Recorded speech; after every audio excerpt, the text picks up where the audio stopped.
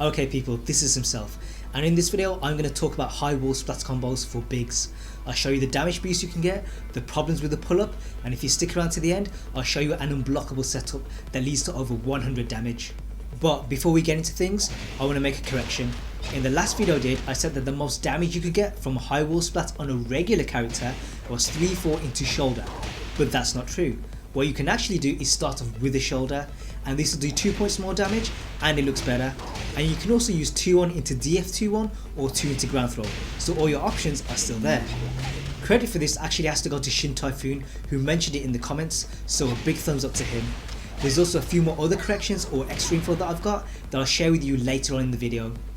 But on with the big combos, and all of these have been tested on Kuma, Gigas and Jack, so if something doesn't work on Marduk, please let me know.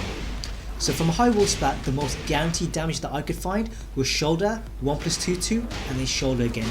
This does 68 damage, which is a boost of 3 points. However, the problem is you end up at a slight angle to the wall, so you do lose some pressure.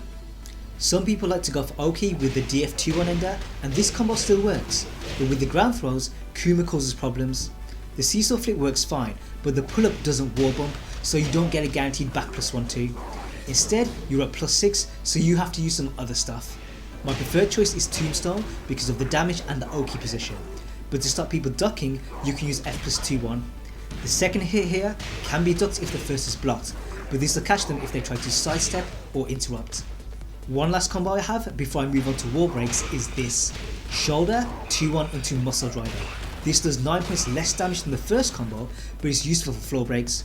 It also gives you Oki on a regular stage, and I'll be covering that in a future video, so if you want to see that when it comes out, make sure you subscribe. Now in my last video I said that for a wall carry on a balcony break, your best option is FF3+4, but that's not true. What you can actually use is instant running 3+4. This will give you 4 points more damage, and it means that on this particular juggle you can get 100 damage. Sadly for bigs, I couldn't find a damage boost for wall carry, but if you're going for max damage, instead of doing 4 into forward 4, you can replace the first hit with 3.